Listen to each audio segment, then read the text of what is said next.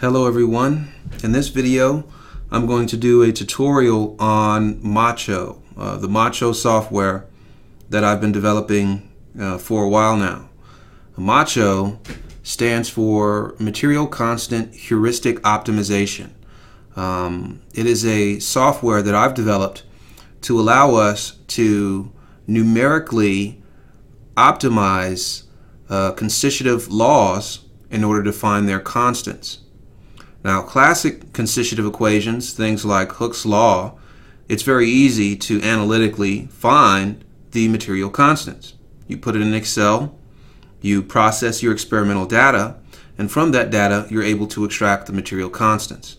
However, more modern modeling techniques, modern models such as Miller and Walker's viscoplasticity model, or some continuum damage mechanics-based models. These models, it's not so easy to extract the material properties analytically using Excel. And so often what is needed is numerical optimization in order to find those constants. The MACHO code is a code that I originally developed at my old university, and it was called USHARP, User Shape Optimization something program. User Shape Optimization R something program. And it was a program that was initially designed to do shape optimization, where if you had a geometry and you wanted it to perform or to have a certain level of performance, then you could change the variables of that geometry in order to optimize its shape and meet your design requirements. From that code, I made a number, and a couple of other researchers made a number of modifications and updates to it in order for it to work for determining constants for constitutive laws. Now, the MACHO code, what distinguishes it from the old USHARP code is that the old USHARP code required ANSYS to be installed. It required you to have ANSYS installed, and it iteratively opened and closed ANSYS. It also was a single-threaded code, and it also had very limited memory usage. It had a very small memory footprint, meaning not footprint, but access to memory. The MACHO code is different because it is multi-threaded, 64-bit software. It has scalable access to memory, so as your problem becomes larger, it reserves more memory for itself, and that it also is a code that does not require any external software in order to run. So it has its own internal finite element code, which will solve your constitutive law, which will run your constitutive equations and compare to experimental data. Now, ultimately, the goal for the MACHO code is for us to move not only to move from just finding the material constants, to move from just doing that to actually determining the actual form of the equations that make up constitutive laws. And so being able to find the equation as well as the constant for constitutive laws that have multiple internal state variables. So models that have coupled terms. So there's damage coupled with the strain rate, coupled with internal back stresses, coupled with rest stresses and drag stresses, where you have multiple systems of equations that ultimately produce your constitutive response. So with all of that jargon stated, let me go ahead and show you the setup, the code. So for this code to work, it requires that you have Microsoft Visual Studio installed, as well as Intel Fortran. It should be the same version that we currently use in our lab. So if you have that, if you have the versions that installed that work for ANSYS, these are the same exact softwares that you will need. So the MACHO code, there are 4 main components to this code that allow it to operate. The MACHO code currently uses the heuristic optimization algorithm called simulated annealing. Simulated annealing is based on the principle of actually heating and of It's based on the principle of cooling down metals. The rate of cooling, so say you're in a foundry and you're trying to create a slab of stainless steel. The rate at which you cool your molten stainless steel into its final solidified form, the rate of cooling will impact the resulting strength of that stainless steel slab. And the speed with which you cool directly affects how much energy, if your stainless steel material, if the chemical reaches a lower energy state once it's a solid, okay? And that is the physical principle by which this algorithm was designed. So before we go into just looking at the code, let's actually run MACHO and let's see how this code runs. So we can debug the code and we see the MACHO code. So it runs in a command prompt. It says MACHO, Material Constant Heuristic Optimizer, version 1, and it says enter a command to continue. So let's just go press enter. Now what it'll do is it'll ask you for initial guesses for the constants that you want to find. So internal to the code, it'll ask you how many constants, but once you run it, it'll say what are the values of those constants. Let's put 2, why not? Let's put 3 here, and let's put 5, 4.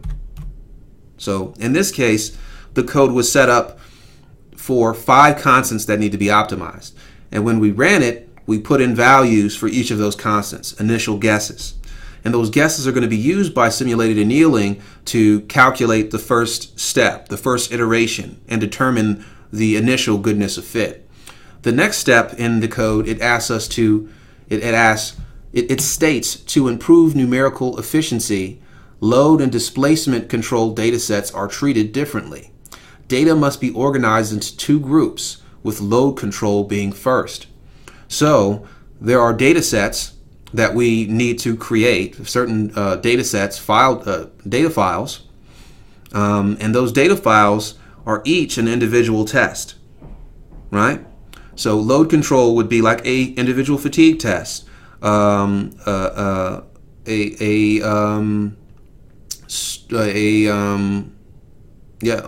creep test. Displacement control could be like a fatigue test, or a stress relaxation test, or a tensile test, right? So we need to separate those types of tests into groups, and then we need to identify how many of the data sets are load control. So first, how many are going to be optimized? Let's say 10. And how many are load control? It says a data set order control type. Data set from 0 to X is load, and data set X plus 1 to end is displacement. And so it says how many data sets are load control. So let's say that 10 of them are load control. Why not? Once we've done that and we've entered that information, the routine will automatically calculate the initial factor of merit, function of merit, for how well our constants fit the data. And our initial guess is very, very bad because I just chose random constants. And then periodically, every time that the simulated annealing algorithm cuts the temperature, so it drops the temperature, simulating the annealing, the cooling process of a slab of material, it will give us an update on our functional value. Now, it's very important to note that while we're seeing these intervals of temperature reduction, in between those intervals can be an infinite number, well, not an infinite number, but a large number of iterations. So we're not seeing all the iterations because it would just be a continuous scroll of numbers, just like in the Matrix where you see the numbers scrolling on the screen. That's how fast this algorithm is. But it does show us, and in this case, we're doing 500 iterations in between temperature drops. So it says total moves 500. So it's doing 500 steps in between each temperature.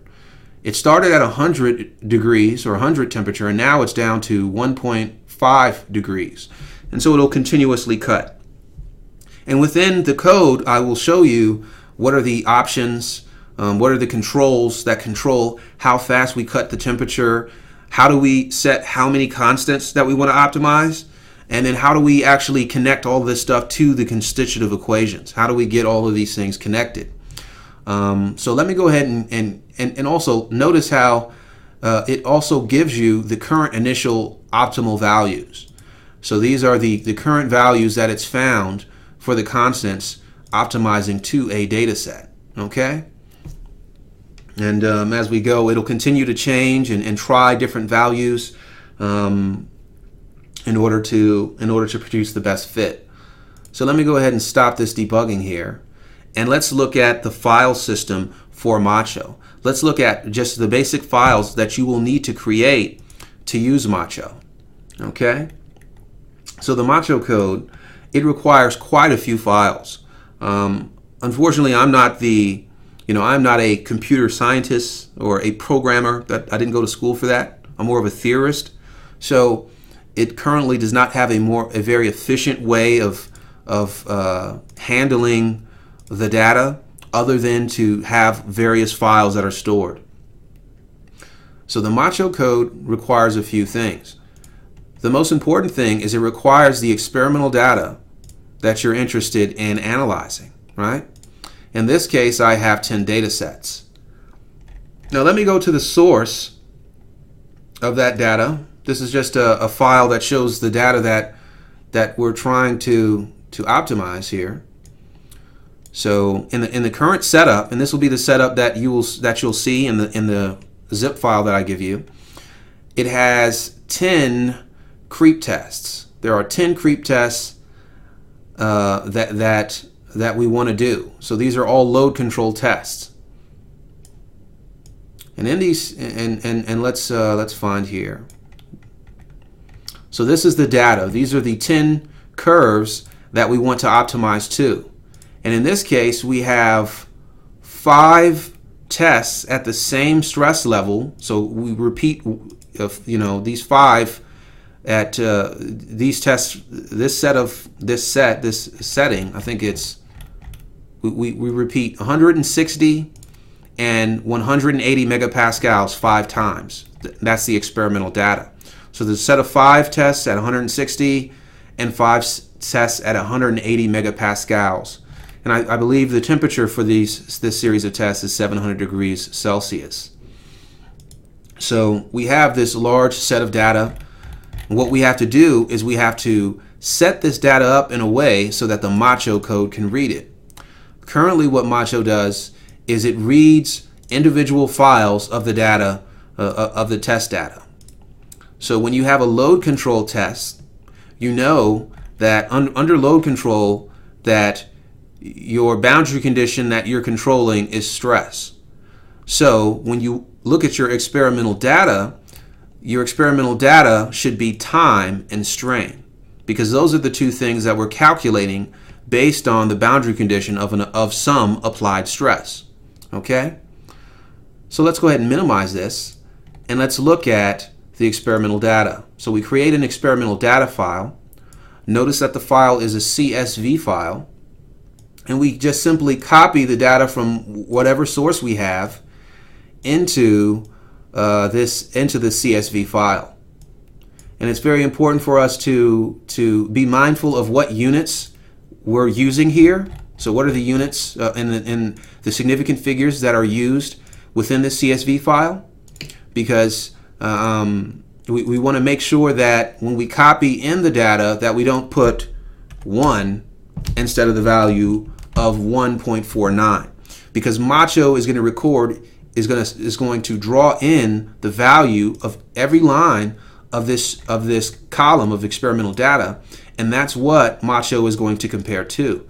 So you want a really good resolution in your experimental data as well as the time that is associated with that data. Once you've made that experimental data CSV file, you also need to create a boundary condition file. And this is a file that describes the boundary conditions that are applied in order to produce the output in the output. In this case, we're doing load control, so we know that our boundary condition file should be filled with load. In this case, or in the way that MACHO is currently set up, you fill it with the value of stress.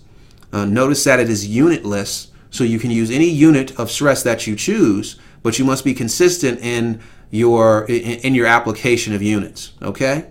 So notice that since this is a creep test, it's at 160 megapascal. We just put 160 everywhere, right?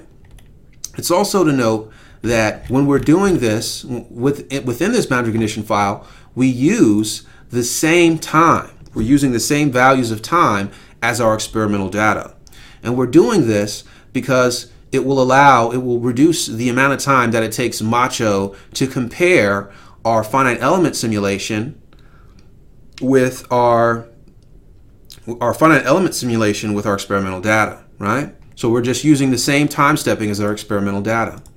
Now, if you choose to, you can use a different time stepping. So if you wanted to, you could do 0.1 second time steps all the way up to the end of, or to the rupture time of the creep test. You could do that. It will just require that the MACHO code use a finite difference method to fill in the points that are in between. So it'll have to take whatever time stepping you have, it'll take the experimental data, and it'll try to create a finite difference, a linear finite difference between the points to match up those points in order to compare to the experimental data. I personally try to just use the time points that I have in the experimental data in my boundary condition file, but in some cases, with some models, it's important for you to use smaller time steps, depending on how complicated your model is. So let's go ahead and close that one. And then finally, we have this FIM data file. And the FIM data file is a file that updates, if we turn the option on inside of the code, it's a file that will update and store the fit of the current fit of our material constants.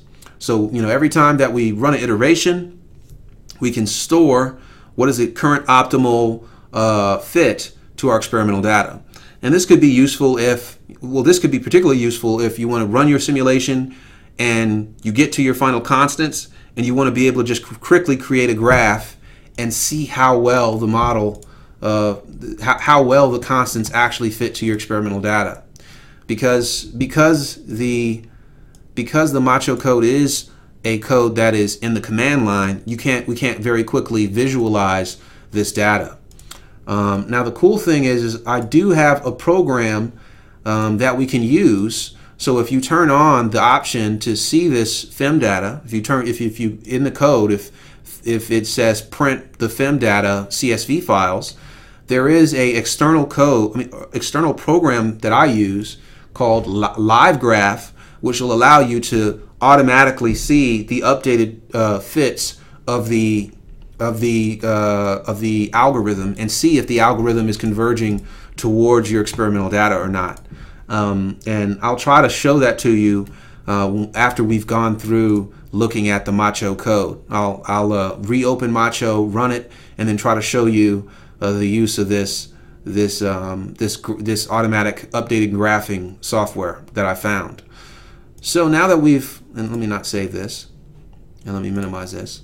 So now that we've looked at kind of the file system where we have the experimental data, we have the boundary condition data, and we have the FIM data, let's remember that the MACHO code to maintain efficiency, to make it very fast, requires that you identify how many of the experimental data sets are load controlled and how many of them are displacement controlled. In the case of this set of data, there's 10 load controlled, so they're all load controlled. However, if I had 3 load controlled, then the MACHO code says how many total tests? There's 10 tests. How many that are load controlled? 3. And then the MACHO code will automatically know that the remaining of them should be treated as displacement controlled, and they're calculated in a certain way. So now let's go ahead and look at the actual MACHO code. There are 4 main components or main files that a majority of the code is written in. There's a simulated annealing.f file, which is the actual algorithm, the simulated annealing algorithm. Within it, it has all of the controls and features that allow you to tweak the simulated annealing algorithm to more quickly converge to the best constants, or to more slowly converge to the best constants. And it really depends on what you're trying to do. There's the objective function, and this is the function that simulated annealing calls and requests a calculation on of the goodness of fit of our data. Within the objective function, we actually bring in the experimental data, the boundary condition data, we run the finite element simulation, and then we perform a calculation to determine the goodness of fit. And there's a number of functions that we call in objective. The next file is the fimcreep.f file. This file is the file that actually performs a finite element calculation.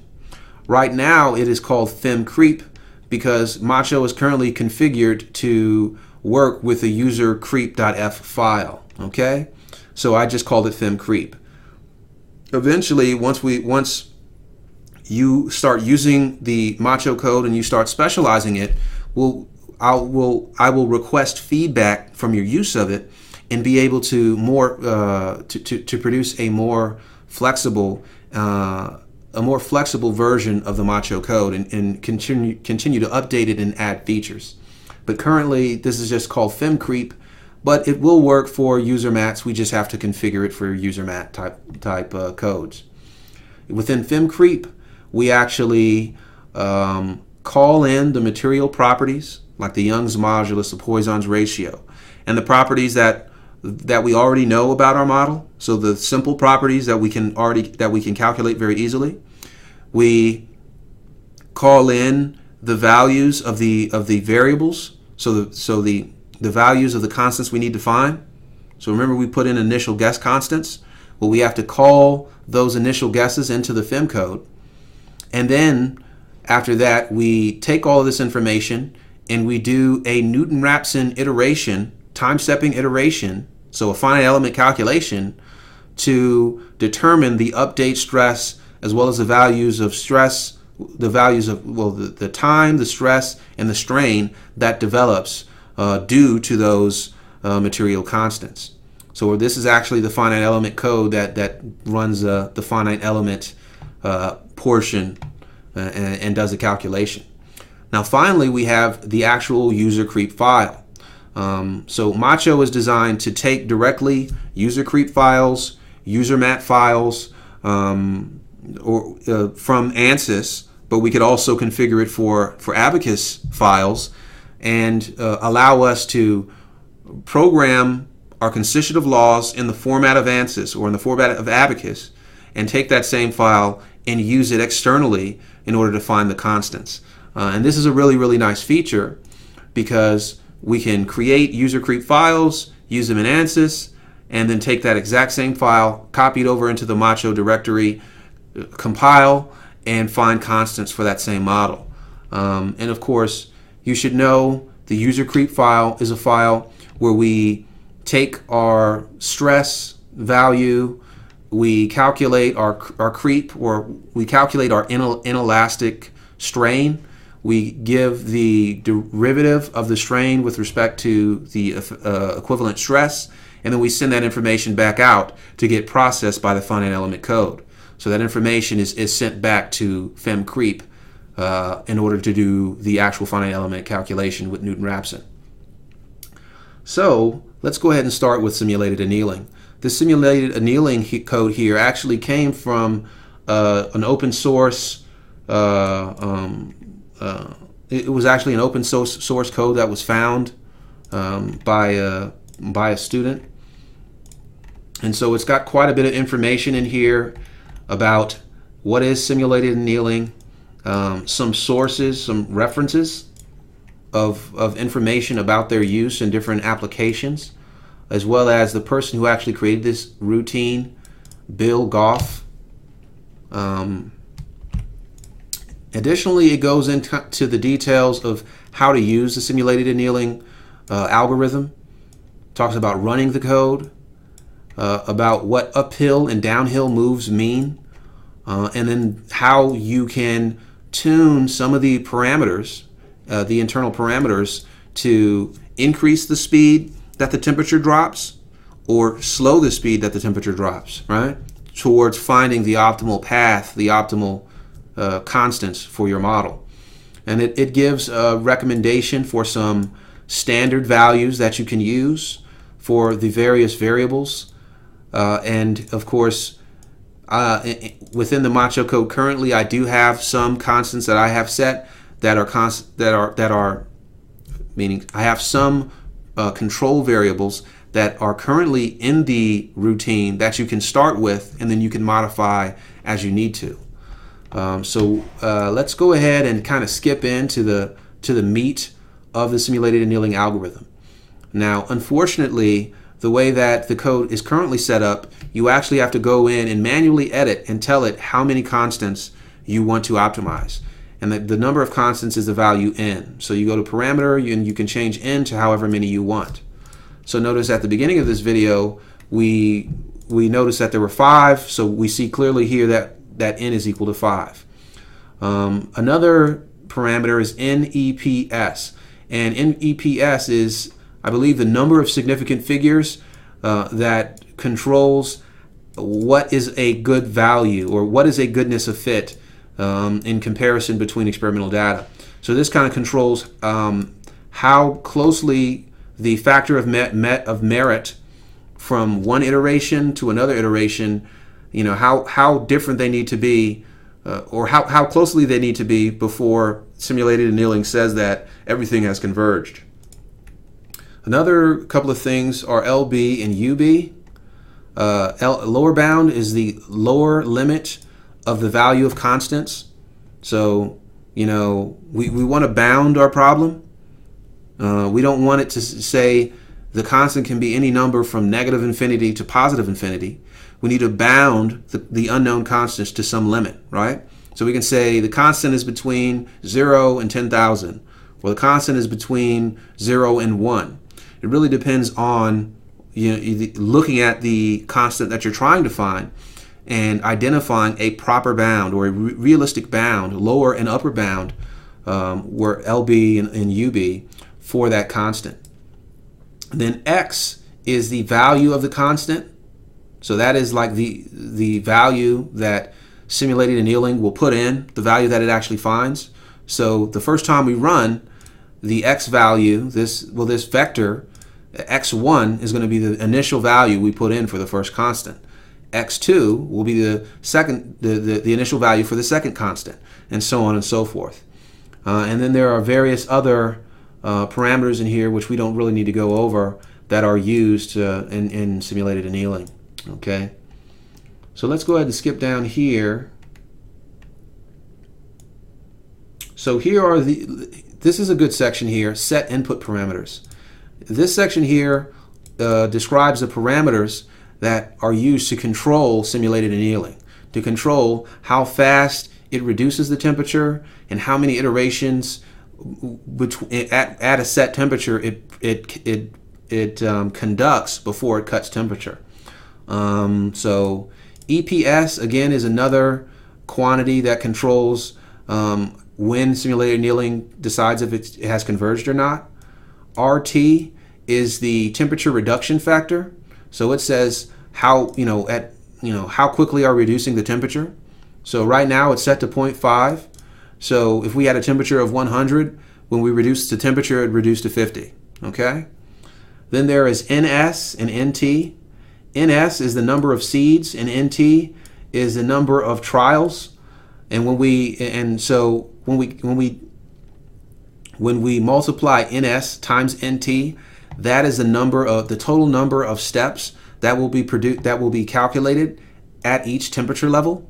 So if we wanted to do a lot of trials before we cut temperature, we would increase NS or NT to a larger value. The standard value for NT is actually 5 times n, where n is a number of unknown constants. Currently, I have it set to a value of n, and that's because I just want to get a little bit more quicker to the solution to my problem. and also because the way that the model is currently set up is for a simple creep test, where the data to be fit does not require a high number of trials in order to fit it. So I just set it to a value of n. Then there is max eval, which is the maximum number of evaluations or iterations that you want the model to do before it stops. Currently I have that set to 10,000. But the way that MACHO is set up, I mean, you could set it to whatever you want. The last time I checked, the MACHO code, when properly configured, can do about 750,000 evaluations a day. So you can do a lot of evaluations and really test and try to find the optimal value of your constants. So now here we're setting what the upper and lower bounds are. In the case of this one, in the case of this problem, I'm doing a do loop here, and I'm setting the upper and lower bound for all the constants to 0 to 2, and then some of the constants outside of that I'm setting to a lower bound of 1. So sometimes you'll have constants where if they were allowed to be less than 1, then the equation doesn't make sense anymore, right? Or if they are allowed to become a value that's less than 0. So say I put the lower bound as -20, right? And what happens when we put a negative value in as the material constant? It changes the equation, right?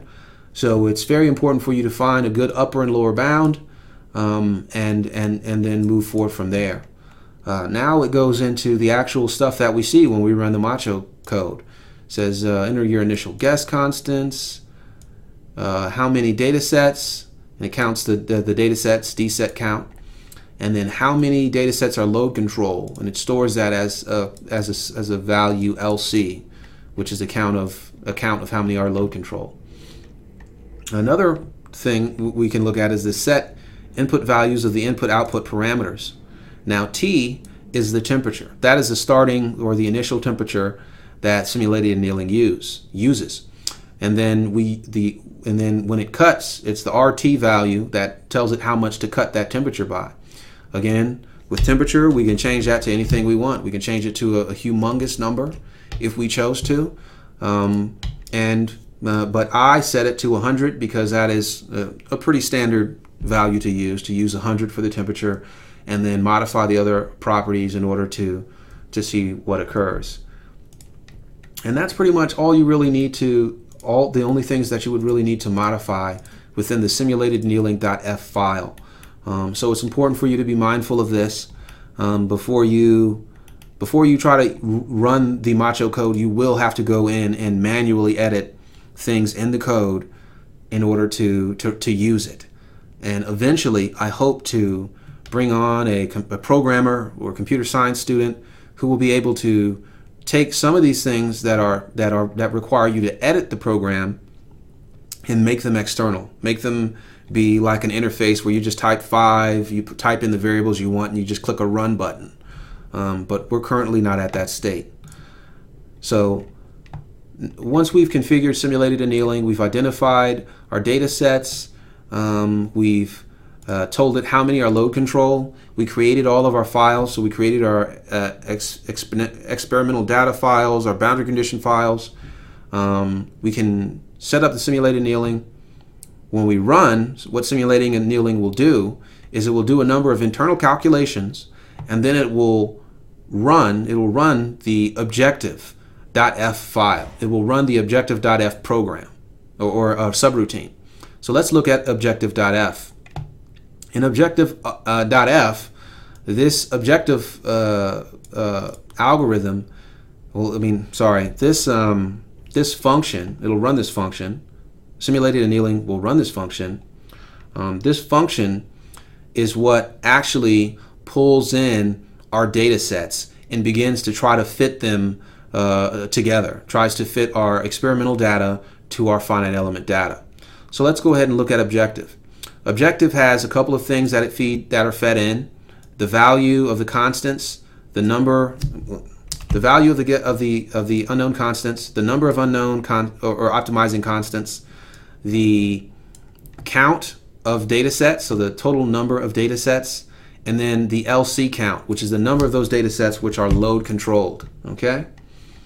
And then we initialize the internal variables, experimental data, boundary condition data, solution data, and then it also initializes or initializes a couple of functions which are going to be going to be used.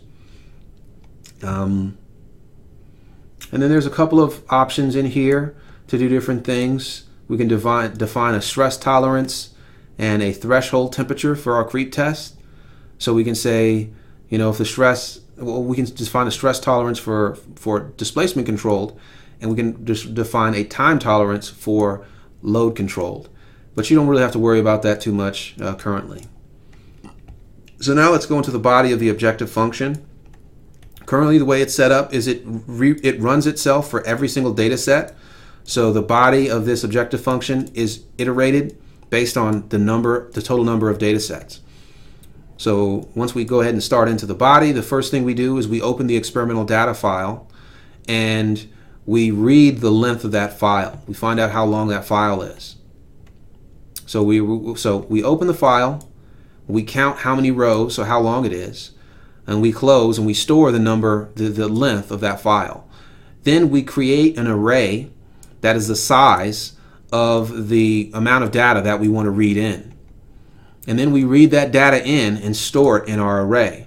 So we take that file, we take all the data from the file and we store it in memory, in working memory, and then we close the file. The next thing we do is we open our boundary condition file, and what we do is we open it and then we count how many rows. So we count how long it is.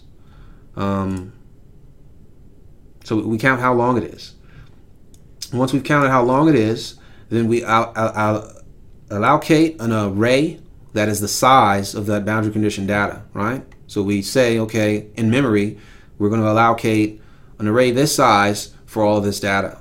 And then we store the data from the file into memory, okay? Now, once we've done that, we've read in our experimental data and our boundary condition data. And remember, our boundary condition data, we can use different time stepping if we choose to. If we want to do a time step every 0.0001 second, we could, but it's going to take up a lot of memory, but we can do that. But once we've brought all that data in, we've created arrays for them, then we need to run our code. We need to actually run the finite element calculation, right? And in that case, what we'll do is we'll call our FemCreep routine, our FemCreep function that has a number of variables that it brings in, and it'll perform a finite element calculation using the boundary condition data that you state. And it'll store the solution data into a solution data array, okay? So if your boundary condition data is time and strain, then the solution data is going to be stress. If your boundary condition data is time and stress, then the solution data will be strain. And that's one of the reasons why we use that switch where we say how many are load control, how many are displacement control, so it knows what data to send back to the user. So once we've run the FemCreep code, which we'll go into later, once we've run the FemCreep code and we've stored our solution data, then it's time for us to calculate the objective function for each of the data sets, right? So we need to calculate what is the goodness of fit between the experimental data and our simulation, right? Because we're doing a finite element simulation, we want to see what the simulation's fit is to the experimental data. And so we have a couple of functions for that. If the data set count is less than the number that is load control, then that means we're going to do a calculation using our load control objective function. If it is displacement control, then we're going to use our displacement control function. Our load control function is called TERT-creep function because that's what it was called back in the day, and it hasn't been generalized. So it was designed for tertiary creep. And then our displacement control function is called LCF function. and which means low cycle fatigue function. So it was originally designed for fatigue. And eventually, as we go forward, if you guys have recommendations, I can modify the MACHO code to make it more general for different types of problems. However, the way it currently is configured, you can use these functions for general problems. So you can use TERT creep or for other load control conditions. You can use the LCF for stress relaxation, for tensile testing, for fatigue testing. It's still pretty flexible, but there are some hooks in there that will need to be tweaked in the future. And if you have ideas, and I'm going to give you access to the MACHO code, you can go ahead and just modify to your heart's content. Just give me updates on what modifications you made, what recommendations you have. And of course, as we go, we can start writing papers about some of these algorithm-based methods that we're using to optimize our data. Those are really great papers. Those are some good papers that we could write. So once we've calculated the objective function for the data set, then we deallocate all of the arrays that we built. So we created all these arrays of data, we read the file, we stored it in memory, and then we ran the finite element simulation all in memory. Now we need to release that memory. We need to release that array, all that memory, back to the computer before we run another iteration. And we're doing this so that our MACHO code doesn't crash our computer once it gets to 500,000 iterations, right? We want to make sure that we conserve, we're returning memory back to the computer and not continuously requesting more and more memory until the computer completely crashes. So once we've allocated the arrays, and we iterate. So the routine will do all those steps for every single data set. In this case, we have 10 data sets, so it'll do it 10 times, and it'll calculate an objective function for each of those times. Once it's finished that, we can calculate our total, or the sum of the objective functions of all of those data sets, right? So we add all of those objective values up to get our final objective value, which is a fit, or the goodness of fit, of all the data together. And then once we've done that, we can write it to a file. Currently I have it set to write to a file, which is useful because we can monitor that file using a certain software that I have to see how good or how quickly we're minimizing the objective function and getting to a more optimal or a better fit to our experimental data. And then we hit return, and then once the objective is calculated, this information, this value of the objective function, is sent back to simulated annealing, and it looks at the value of the objective function, that one value, that sum value that we found, and it will determine if it'll decide what types of modification to the material constants it needs to make in order to get a better fit. And it just continuously iterates in a process. So now let's go back and let's look at the actual FEM creep code, the actual finite element code that I wrote in order to allow us to actually do a finite element simulation without ANSYS. So let's look at FEM creep. So the FEM creep, this function iteratively runs the ANSYS user creep file using either a load or displacement controlled algorithm. Now, I did either load or displacement controlled because load control is pretty straightforward. If we're doing a load control problem, the way that constitutive equations are, it is a one-directional calculation. We do not need to do a Newton-Raphson iteration for simple load control because it's one-directional for the type of equations that we're looking at, right?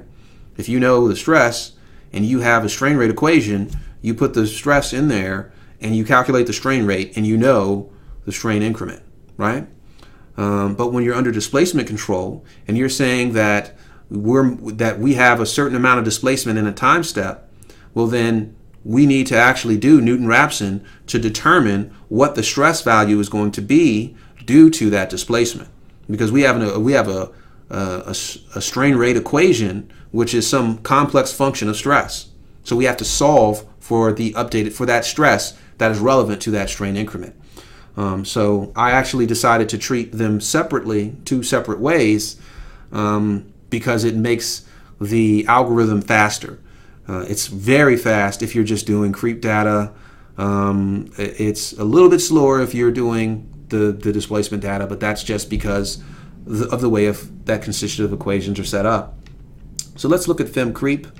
We have x, which is those guess constants, n, which is x is the value of the guess constants, n is the number of guess constants, d set count is the number of data sets, LC is how many of them are load control, BC is the boundary condition time, BC data is the data from the boundary condition, n addendma is the length, the number of rows for the boundary condition data, and then soldat is the data that we're going to store, the solution data that we're going to store. And then we can declare all the variables that we need for the FEM creep code. There's a number of variables that we use. And then we also need to declare the variables for our user creep routine. So user creep, the standard user creep has a number of things that it requires in the header of it, like load step, I subset, mat ID, element ID, all of these things that we're not going to use. But in order for us to be able to directly just drag and drop our user creep file in, we need to declare them so that we can directly drag and drop use the user creep. So we just go ahead and do that, declaring all the various variables that user creep would require. The next step for us is to read our material properties. Now, sometimes with your constitutive model, there's going to be material properties that you already know that you're not trying to optimize. So we need to actually read in those properties to use in our user creep file. So what you can do, the way that it's currently set up is it reads in a file called materialprop.csv. And let me open up that file very quickly. Materialprop.csv. In this file, it has a list of the properties that would be used, or the basic properties that user creep would need. So like, and let me also open up the material property names. So I created a separate file that just has the names, so I know what order the constants are. So the first one's Young's, Poisson's. The third one is the number of state variables, and then we fill in state V's for the number, and then in prop, the number of props, the number of properties that we already know, the number of properties that we know we don't want to modify, we're not trying to optimize, but we need those in order for the constitutive model to actually run. And this order is just an order I made for myself, and depending on your model, you may want to use a different order, but this is just the method that I use in order to use the MACHO code. So once you've done that, you've written them, you make sure that the significant figures are right. Let's go ahead and read the data in. And so with material properties, I'm reading in, when I'm hitting this read or typing in read, I'm reading each line. So I'm reading Young's modulus first, Poisson's ratio is the next line, number of state variables the next line, and then the lines after that are each of the values, initial values of the state variables, and then the number of props, and then initial values for each of the number of props, and then I'm going to close that material property CSV file. So I read in those properties, and then I close the file. Then the next step is to identify the properties, so to retitle the variables that we're trying to find. So the variables we're trying to find, those X quantities, those unknown constants we're trying to optimize, we need to declare those as props, because user creep requires you to use prop, right? If you're going to declare a material property, it's declared as prop, not as XI. So we go ahead and declare the optimization constants as the remaining, as the props that we want to bring in. Okay. And then there's some options here that I've turned off in terms of printing the material properties to the screen. And then I've also added an offset strain here, and this is a value that allows us to offset the initial strain that develops for load control. Currently, are we in the, yeah, offsets the initial strain value for load control. So let's go ahead and go into the load control loop. So load control iteration for user creep. If the data set count is less than the LC, then we're going to do load control.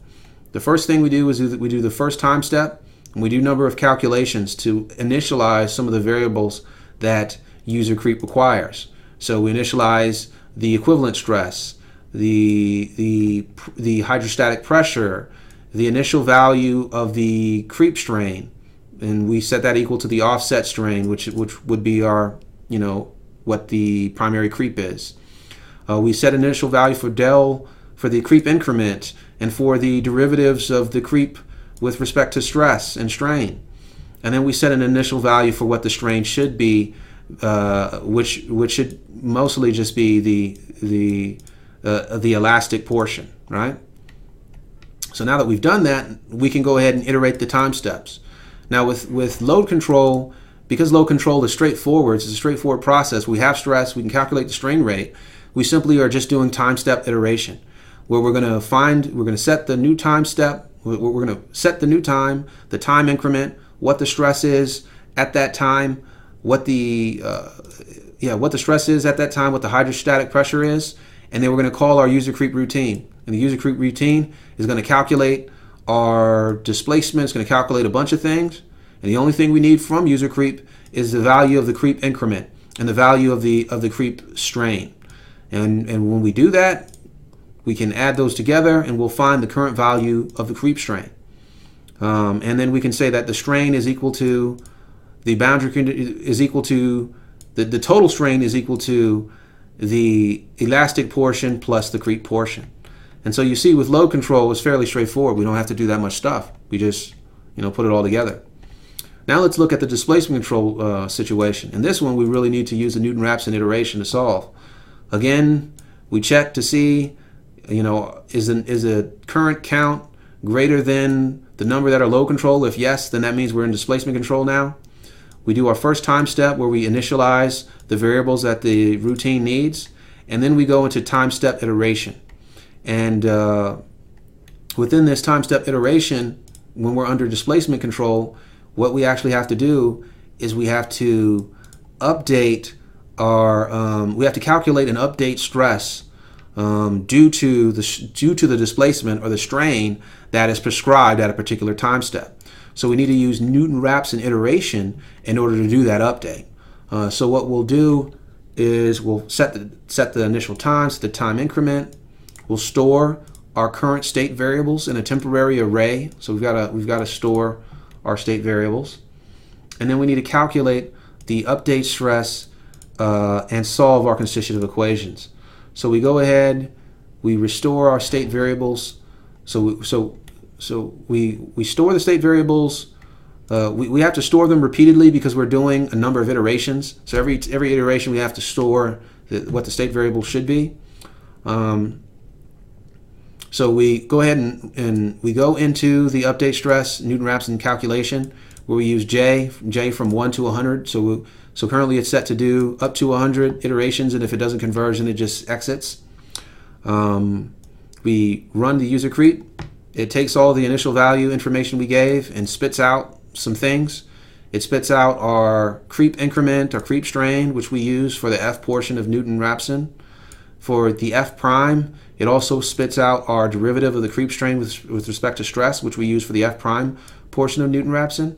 And then we do the calculation here to get the update stress. And then we have a number of controls that control convergence, where convergence is the absolute value of the stress, of the update stress minus the original stress divided by the update stress. And then we have this constant here that says if we converge, if it's less than 10 to the negative 5, then we can exit. We don't have to keep looping. So once we've done that, we've found our update stress, we run the user creep one more time just to verify that we're using that update stress, and we store the creep strain. We store the update stress, and we also store the creep strain that develops due to the inelastic strain that comes out from that simulation. So under displacement control, we're going to be storing the stress as well as the strain from that problem. Okay, and then we do that, and we'll run the FEM creep for each of the data sets. So FEM creep is run for each data set. At the end of it, we want to store our solution data. So we want to tell the program what data we want to store. If it's load control, then we're going to store the creep strain. If it's displacement control, then we're going to store the stress, that update stress, because we've prescribed the displacement, and we need to store the updated stress, which is the unknown. And then we can what is this here? I think this here is set up to store the, so this here is the option that we have if we want to store the current solution to file, where we can store it to FEM data. Currently is disabled, so I turned it off. But if we wanted to, we could turn it on and see what the finite element data looks like. So what actual data we're getting from our finite element simulation. Okay, and that's a pretty useful feature if we want to see what the final value is. Now the reason that I have it currently turned off is because having it on means we're writing to a file. We're writing to the hard drive every single iteration. And if we're doing like 1 million iterations and we're writing 1 million files times the number, we're writing 1 million times the number of data sets, then we could really destroy our hard drive by writing too much, right? So the MACHO code is really designed to just more read data from the hard drive, store it in memory, and try to work in that way. Try to keep everything in memory without destroying your hard drive, because with the algorithm like this, it could destroy a hard drive or really significantly reduce the life of your hard drive if you don't carefully think about how much access or how much utilization you are doing. Okay, so that's pretty much the setup, and then we can go to user creep, the user creep file, and this user creep file is a standard file. No modifications have been made to it, so it would be the same file that you would write as a routine to work with ANSYS, or a file that I've already given you. It's the same exact file. Nothing is really modified in here. So it's so that's pretty much the MACHO code.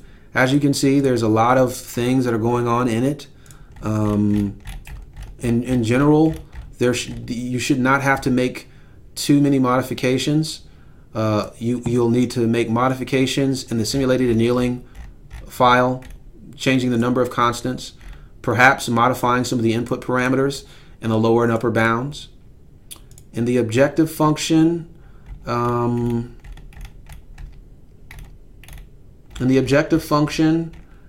you really wouldn't need to modify anything in the objective function file. The only thing you might want to modify is perhaps the way that the objective function is calculated. So say if you have some data sets that you want to have more emphasis, then you can give them a higher weight, right? So you can say data set 1 should have a weight of 10, and data set 2 should have a weight of 1, meaning their level of importance to the final fit. So you could definitely do that, but I don't have anything explicit in here for you to do that, so you could modify that if you choose to. In FEM creep, you will have to make some modifications. You're going to need to, in the read material properties section, you're going to need to organize the data in a way that you want to read it, right? So you can either use the same method that I currently have, or you use your own method of how you want to organize and read the data. So that's something that you're going to need to do, and then you're also going to need to identify what properties you know, are going to be the optimization, are the properties that you want to optimize. Okay. And then from there, it's so with user creep, yes, everything goes through prop I, right? Everything goes through prop. So what I did here is I identified the material properties that I want to establish initially. So I just put in all the values for the properties. And then afterwards, I put in the optimization properties. So what are the properties that need to be optimized? And I replace them with the simulated annealing given values. Okay, and that kind of makes it a little bit simpler. So I just put in blank values for the first 5. So the first 5 constants, 1 through 5, are the ones I'm trying to optimize. But in material properties, I also put in initial values for those, and that's just to make it simple for me, so that I don't have to do too many complex things to the material prop.csv file. So just, you know, think a little bit, play with the code. You'll learn as you go. It's not the simplest thing to work with, and I probably could find a better approach to implementing this. But what I wanted to do is make it so that the user creep file, you don't have to modify it really at all, other than to just say prop 1, prop 2, prop 3, which is something you should already have in your user creep file. So let's go ahead really quickly and just run this code. Let me go ahead and close MACHO to make sure I don't save anything and reopen it. Okay. Okay, I reopened it. Everything's good. And let's go ahead and debug. And let's just make some things up here. Initial guess constant 1, 1, 1, 1. Oh yeah. So MACHO outputs a couple of things. I didn't mention that. The MACHO code has a couple of outputs that is currently configured for. It should output, what is it? What is the name of it? Objective? No, it's not that one. CSV file. FemDat. Constitutive. Okay.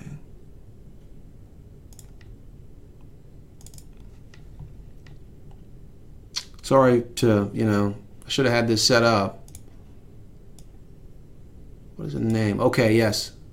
So MACHO output a file. Where is the file at, though? What's the directory for the file?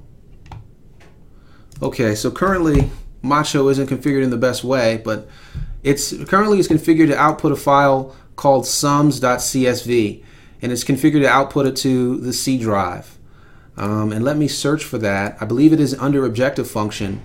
Yes, here under objective function is set up to output the value of the objective, the total sum of objectives, to a file in the C drive called sums.csv.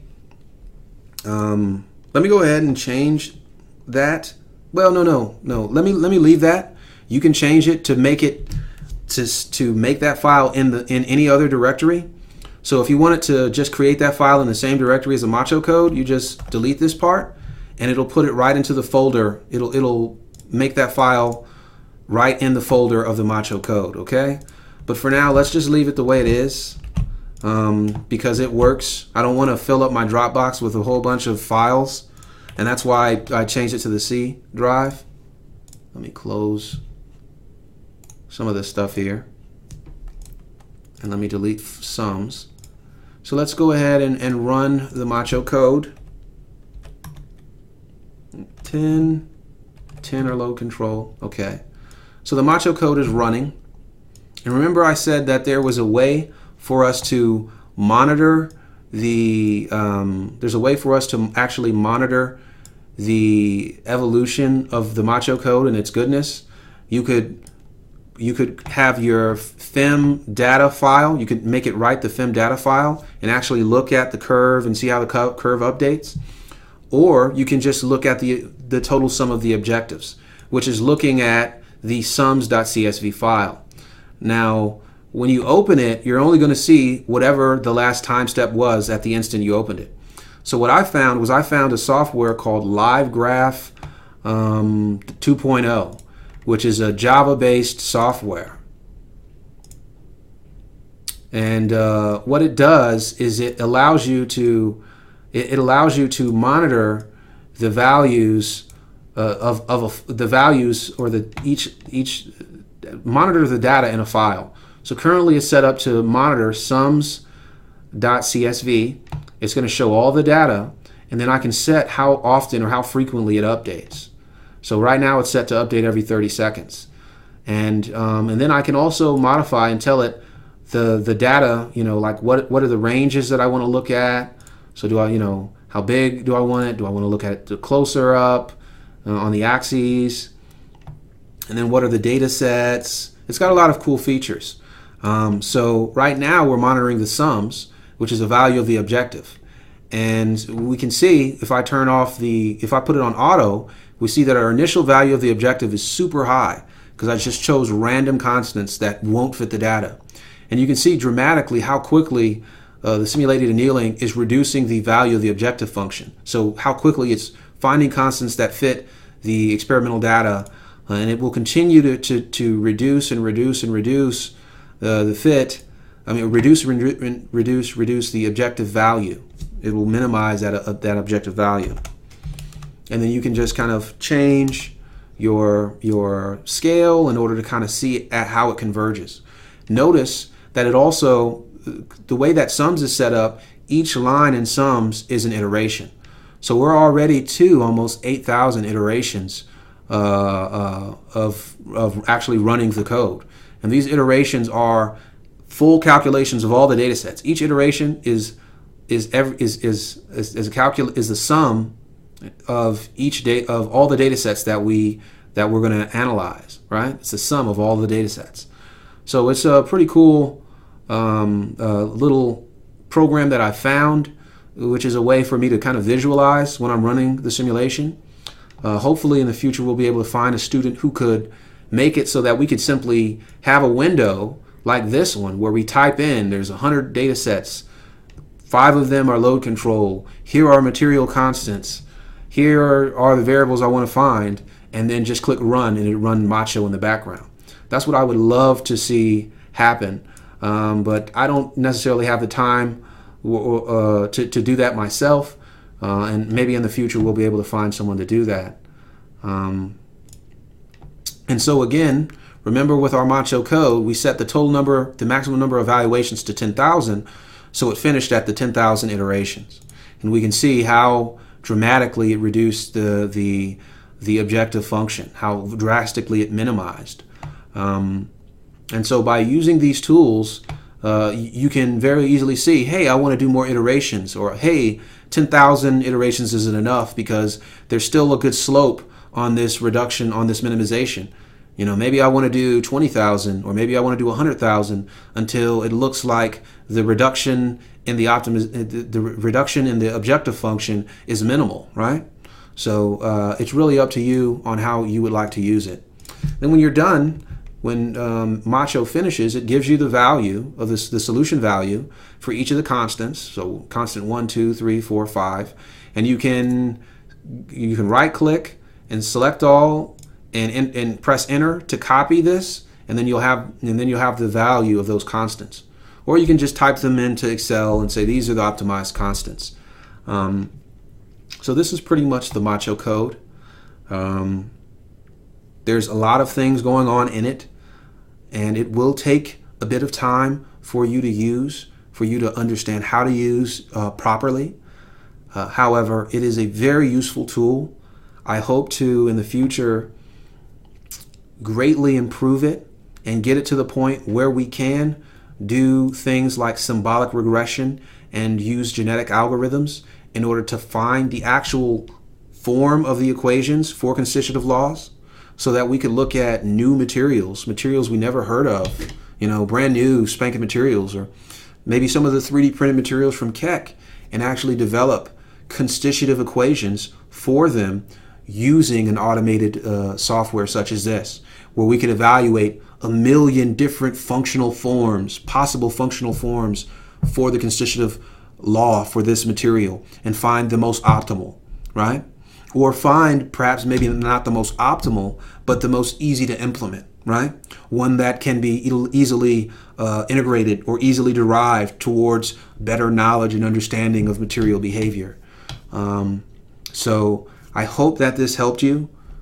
I'm sorry I said so much. It's a bad habit of mine. I think in all the videos that I've posted so far, I say a lot. I guess it's part of my natural language.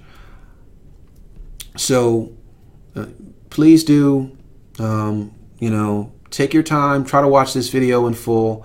If you do have any questions or concerns, you can post a comment and I'll be able to get back to you. And I might even be able to post like a follow-up tutorial video and that I could link. Or you could just come to my office and we can kind of go over it. And I'm pretty certain that at some point you're going to want to come to my office because the code gets broken. So say you modify it and it's broken or something of that nature.